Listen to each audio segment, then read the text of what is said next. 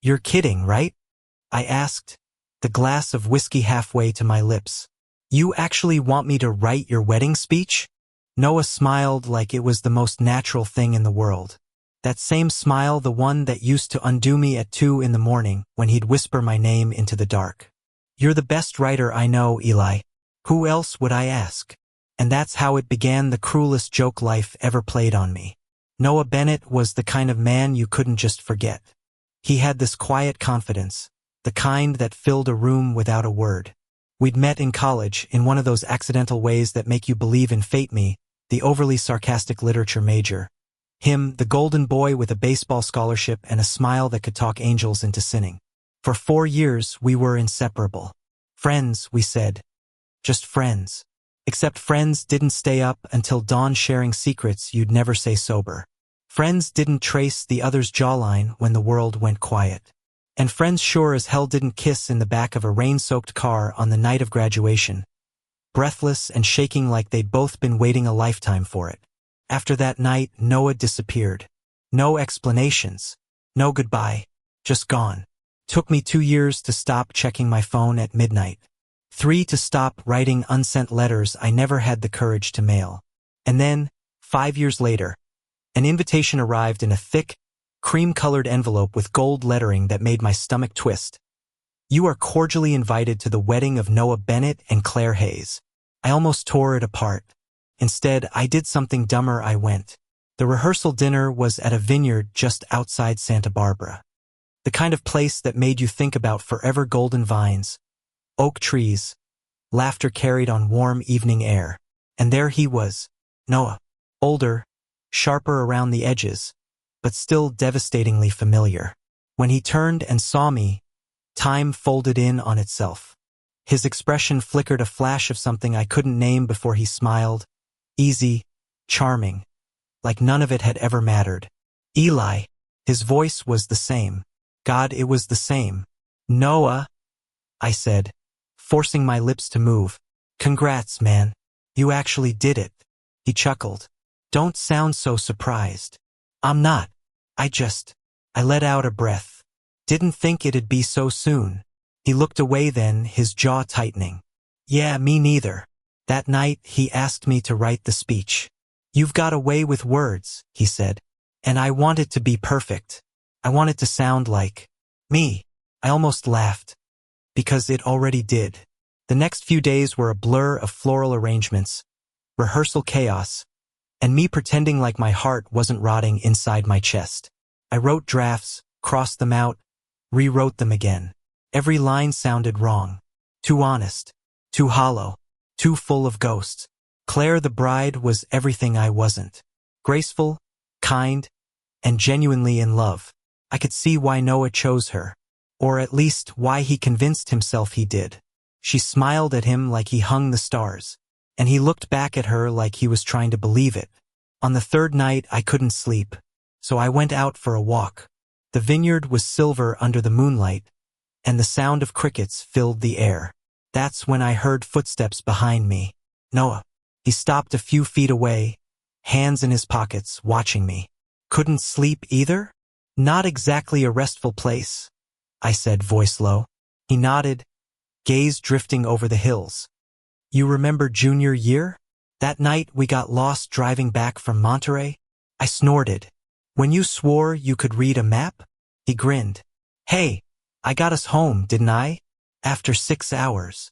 Details, he said, still smiling, and then the smile faded. I missed this. I turned toward him. This? You. The air went still. For a second, the years between us vanished.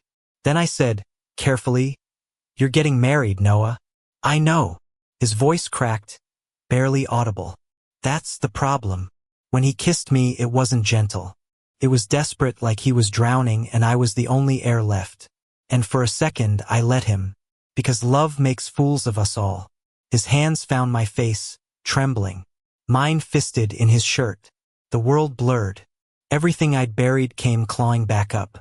But then I pulled away, breathless. Don't, I whispered. Don't do this if you don't mean it.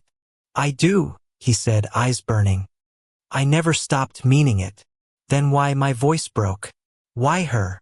He swallowed hard. Because she doesn't make it hard to breathe. Because with her, it's easy. And with you, he laughed, hollow and pained. With you, it's always been too much. I didn't cry that night. I should have. But some griefs sit too deep for tears. The next morning, I sent the final draft of the wedding speech to the planner and started packing. I couldn't stay. Not after that. But as I zipped my bag, there was a knock on the door. Noah stood there, tie undone, eyes bloodshot like he hadn't slept either. Don't go, he said. I laughed bitterly. You're getting married in 6 hours. I know, but I need you there. Please, Eli. If you ever cared about me, don't you dare. I snapped.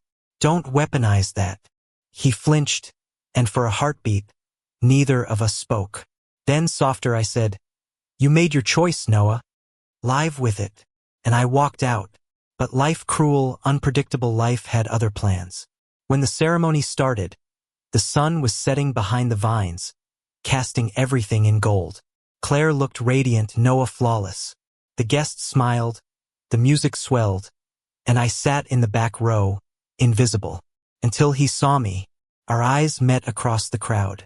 For a second, his lips parted like he was about to say something. Then the officiant spoke, and it was over. Or so I thought. When it was time for the speeches, Noah stood up. Everyone expected him to call me up to read. Instead, he said, voice shaking just enough to be real. There's someone here who knows me better than anyone else. He wrote something for today, and I want to share it. My heart stopped. He unfolded the paper I'd written my words and began to read. But halfway through, he stopped, looked up, met my eyes, and said, loud enough for everyone to hear, I can't do this. The crowd went silent.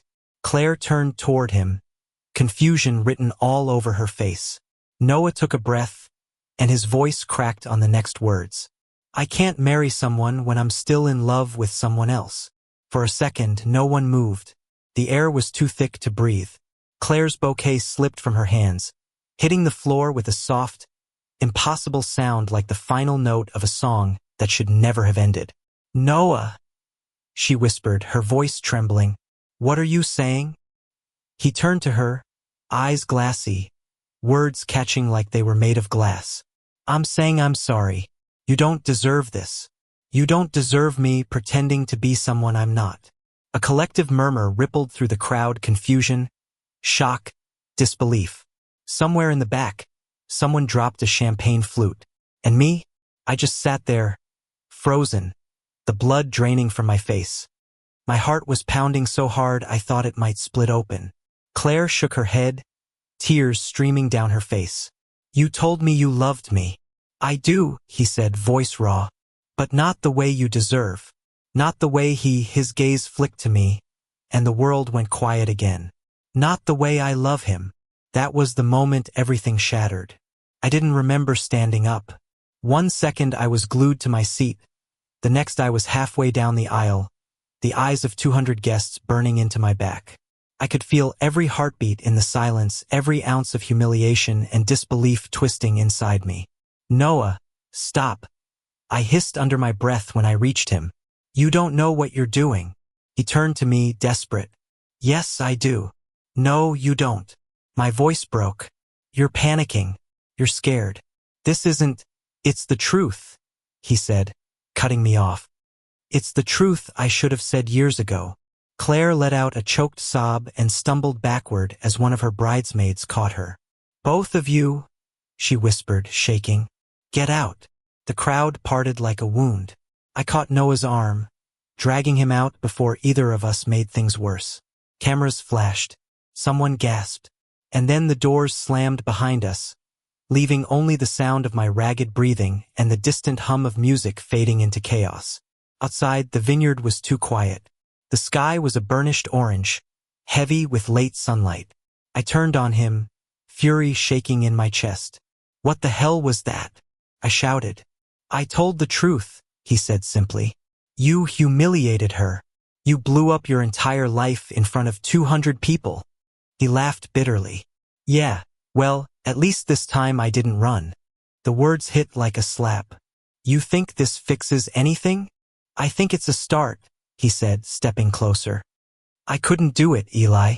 I couldn't stand there and promise someone forever when all I've ever wanted was you. My throat tightened. You don't get to say that after disappearing for 5 years. I know. His voice softened.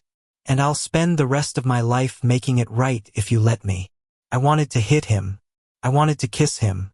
I wanted to rewind everything to the night before graduation when we were just two scared kids trying to name what we felt. Instead, I said, "You don't even know who I am anymore." He smiled sadly. "You're still the guy who writes about love like it's a living thing. The one who made me believe it could last. Don't romanticize this," I muttered. "You hurt people today." "So did you," he said quietly. "Every time you looked at me like you didn't still love me. And there it was the crack that split me open. Because no matter how much I tried to bury it, he was right. I never stopped. The police didn't come. No one screamed. Somehow life just kept going. Guests whispered. The band stopped playing. The sun slipped lower, like it didn't want to watch what came next. Claire's father came out eventually, his face pale and tight. "You both should leave," he said coldly. "Now." Noah nodded, voice hollow. "I understand."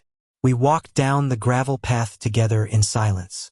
The sound of our footsteps was the only thing that existed. Somewhere behind us, laughter tried to start again, brittle and wrong. When we reached the parking lot, I stopped.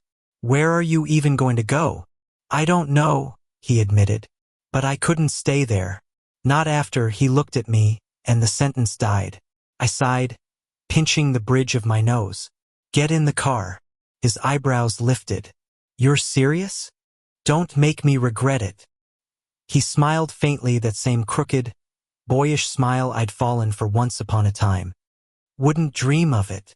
We drove for an hour without saying much.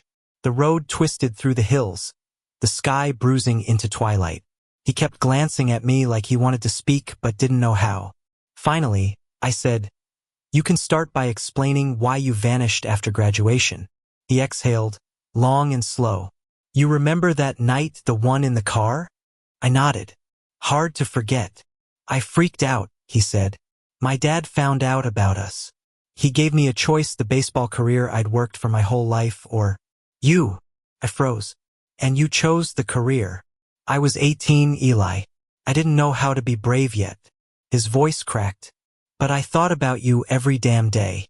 I'd see your name on an article or a byline, and it'd hit me all over again what I lost." I looked out the window, fighting the ache in my chest. "You could have called." "I did," he said quietly. 100 times. I just never hit send. We ended up at a cheap roadside motel, one of those forgotten places with flickering neon signs and faded curtains. The kind of place where stories like ours always seem to happen. The room smelled faintly of dust and rain. There was one bed, of course, because the universe has a sense of humor. He dropped his jacket onto the chair and turned to me. "So what now?" "Now?" I said. "You get some sleep. You've had a hell of a day." He laughed softly. "You think I can sleep after that?" I shrugged. "Try pretending none of this happened. Worked for me for 5 years. That shut him up." We stood there in silence, the distance between us shrinking with every second. Finally, he whispered, "I don't want to pretend anymore." And before I could think, he closed the space between us and kissed me. It wasn't the same as before. It was slower, heavier, full of everything we'd lost and everything we still were. His hands trembled against my jaw. My heart did that stupid, reckless thing where it remembered why it ever trusted him. I should have pulled away. I didn't, because for once it didn't feel like running. When morning came, the light fell soft through the blinds, cutting gold lines across the sheets. Noah was already awake, sitting on the edge of the bed, staring out the window. "You're leaving," I said quietly. He nodded. "I have to. Claire deserves more than my silence." "She deserves closure," I agreed. "So do you." He turned, eyes tired but clear. "And you?" "I deserve peace." He smiled faintly. "Does peace mean without me?" I hesitated. "I don't know yet." We checked out, grabbed coffee at a roadside diner, and sat there like two ghosts pretending to be human. The world outside moved on cars, laughter, morning light as if nothing monumental had just imploded. I meant what I said, he told me, stirring his coffee. I'm still in love with you. I sighed. You can't just say that and expect it to fix everything. I don't expect it to. I just needed you to know. The silence that followed wasn't awkward. It was heavy, like something ending and beginning at once. Finally, I said, you have to figure out who you are before you can love anyone, me or her. You've spent your whole life being who everyone else wanted. He nodded slowly. You're right. And if you come back, I added, come back as someone who's sure. He looked at me then, really looked, like he was memorizing the way I said it. If I come back? You will, I said softly. You always do. He drove me home that afternoon. When he dropped me off, he didn't try to kiss me again. He just held my gaze a moment longer than necessary and said, thank you for writing the speech. I laughed weakly. Hell of a delivery, though. Yeah, he said, smiling for real this time. Guess I've never been good at following scripts. When he pulled away, the air felt thinner somehow. My apartment door felt heavier. I thought I'd cry. I didn't. Instead, I sat down at my desk, opened my laptop, and started to write. Not about heartbreak or loss or him, but about the space between where love lives quietly even after it's broken. Because for the first time, I realized that what we had wasn't a tragedy. It was a lesson in honesty, the kind that burns, but cleanses too. A month later, his name appeared on my phone again. Just one line in a text. I'm in therapy, trying to be the man you told me to be. I stared at it for a long time before replying, good, be that man for yourself first. He didn't reply right away. He didn't have to. For the first time in years, I felt free. Winter came early that year. The city was quiet under the first snow when I found an envelope in my mailbox, handwriting I knew by heart. Inside was a single sheet of paper, folded once. Dear Eli, I don't know if I'll ever earn another chance, but I want to try. I'm moving back to San Francisco. I quit the job, ended the engagement officially, and started coaching baseball for kids. Turns out I'm better at teaching than playing. I'm learning to breathe again, and every breath feels a little less heavy when I think of you. No speeches this time. No grand gestures. Just me hoping one day you'll say yes to coffee. Noah. I smiled, tears prickling behind my eyes, because somehow that letter said more than any wedding ever could. A week later, I walked into a small cafe downtown, the kind that smelled like cinnamon and possibility. And there he was, sitting by the window, fingers curled around a mug, sunlight spilling over his shoulders. He looked up when the bell above the door chimed. That same smile, softer now, real. Hey, he said. Hey. No grand apologies. No dramatic music. Just two people who'd finally stopped running. I slid into the seat across from him. You owe me a coffee, I said. He grinned. I plan to owe you a lot more than that. And somehow, for the first time, it didn't sound like a promise doomed to break. Outside, snow drifted down in lazy flakes, softening the world. Inside, his laughter filled the air, warm, alive, familiar. And for once, I didn't think about what we'd lost. I thought about what we could still become. Because maybe love wasn't about forever. Maybe it was about finally finding the courage to show up again, and again until it felt like home. And as Noah reached across the table, fingers brushing mine, I realized that sometimes the speech you write for someone else ends up being your own. It started with coffee. Not the kind that fixes everything, just the kind that sits warm in your hands while you try to remember how to talk like friends again. For weeks, that's what we were. Two people learning each other all over. He'd tell me about the kids on his baseball team, how one of them reminded him of me when I was 19, stubborn and full of too many words. I'd tell him about deadlines, late nights, the novel I was pretending not to write. We laughed, sometimes too loudly, and sometimes not at all. But underneath it, something quiet grew back. Not the wild, burning love that had once consumed us, something steadier, like sunlight after a long storm. The first time he touched me again was at a book signing. He showed up without telling me, standing awkwardly at the back while people lined up for autographs. I saw him out of the corner of my eye, same dark hair, same unsure smile, and nearly forgot how to breathe. When the crowd finally thinned, he walked up, holding one of my books like a peace offering. "Will you sign it?" he asked. I smirked. "You even bought it? Wow, you must really like me." He grinned. "Always did." I froze halfway through writing his name. His tone wasn't teasing, it was soft, certain, like he didn't need to prove it anymore. I looked up. "You're serious?" He nodded. "I'm done being scared of it." And before I could say anything else, his fingers brushed mine, not to claim, not to ask, just to remind me he was there. For the first time in years, I didn't pull away. We didn't rush it. He kept going to therapy. I kept writing.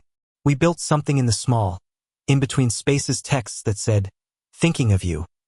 Late night phone calls, coffee runs that turned into long walks through foggy streets. It wasn't perfect. It was real. Once, during one of those walks, he asked, "Do you ever think about what would have happened if I hadn't left back then?" I thought about it for a long time. "Yeah," I said. "But then maybe we'd never have learned who we really were."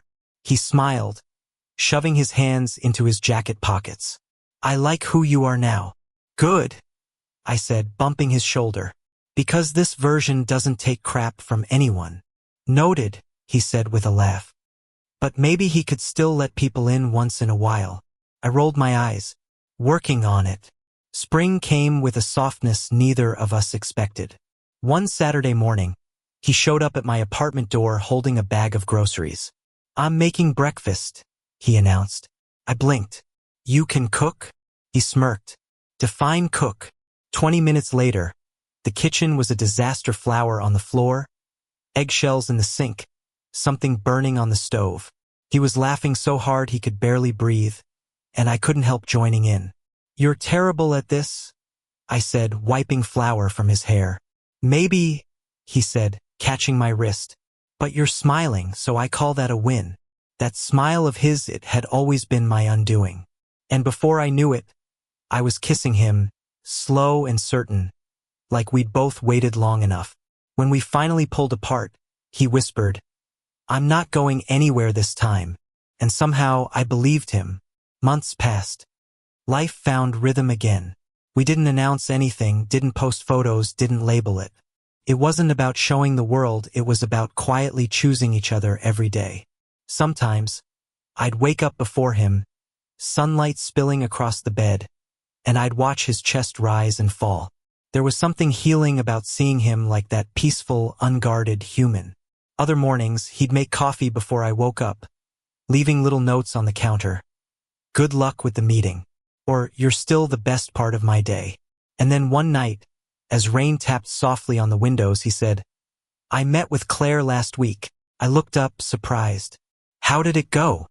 "She's doing okay," he said. "She's engaged again to someone good. She forgave me."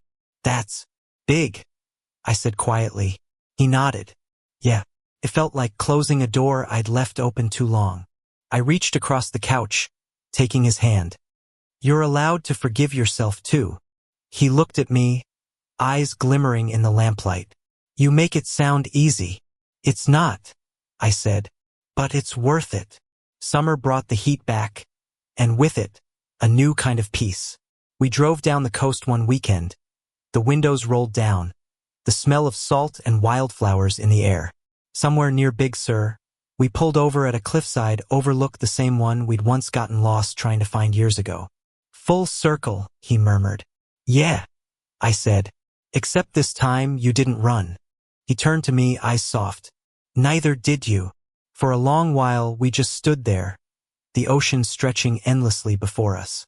Then he reached into his pocket and pulled out a small, folded piece of paper. "What's that?" I asked. He smiled shyly. "A speech." I laughed. "You're kidding." "No," he said, unfolding it. "I wrote it for you. Thought it was time I learned how." My heart tightened as he began to read, voice low, trembling, but full of sincerity. "Eli, You once wrote words for me when I didn't deserve them. Words that carried me through the silence I created. I spent years running from the truth you already knew, that love isn't supposed to be easy, but it's supposed to be real. And you've always been real. So this time, it's my turn to say thank you, not for waiting, but for living. For teaching me how to start again. He looked up, eyes glassy. I know it's not a wedding speech, but it's the only kind I ever want to give. I swallowed hard, trying to speak, but all that came out was, "You're ridiculous." "Yeah," he said, smiling. "But you love me anyway." And I did. God, I did. Later that night, we built a fire on the beach. The waves hissed against the shore, stars burning bright above us. He leaned back against the driftwood, his arm around my shoulders. "You ever think about what comes next?" I rested my head against him. "I used to. Now I just think about right now." He chuckled softly. "That's new for you." "Guess I'm learning too." For a while, we just listened to the surf.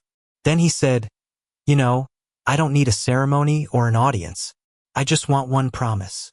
"What kind of promise?" "That will keep showing up, even when it's hard." I smiled against his shoulder. "That I can do." A year passed. The novel I'd been avoiding finally got published. It wasn't a romance, not really, but readers called it one anyway. They said it felt honest. I smiled at that because honesty had become the foundation of everything.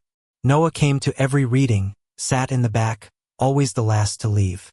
When people asked who he was, he'd just grin and say, "Biggest fan." I didn't correct him. One evening, we went back to that same vineyard where everything had fallen apart. The place had been remodeled, new owners, new vines, the ghosts mostly gone. He stood in the middle of the field, looking around. Hard to believe this was where it all exploded. "Funny thing about explosions," I said. "They clear the way for rebuilding." He turned, smiling. "You always did find poetry in the wreckage. It's where all the good stories come from." He walked up, brushing a thumb over my jaw. "Then I guess we're still writing ours. Together this time," I said. "Together?" he echoed, and kissed me slow, certain, final in the best way. We didn't need vows. We didn't need rings. All we needed was the quiet certainty that after everything, the pain, the years, the mistakes, we'd found our way home. Sometimes, on quiet mornings, I still wake before him. I watch the way sunlight touches his skin and think about how strange and beautiful life can be. How it leads you through loss just to teach you what love really means. Not the kind that burns out fast and bright, the kind that stays, quietly, stubbornly, until you can't imagine the world without it. He stirs beside me, half asleep, murmuring something that sounds a lot like my name. And for a moment I think back to that first night, the whiskey, the invitation, the heartbreak. How impossible it all seemed then.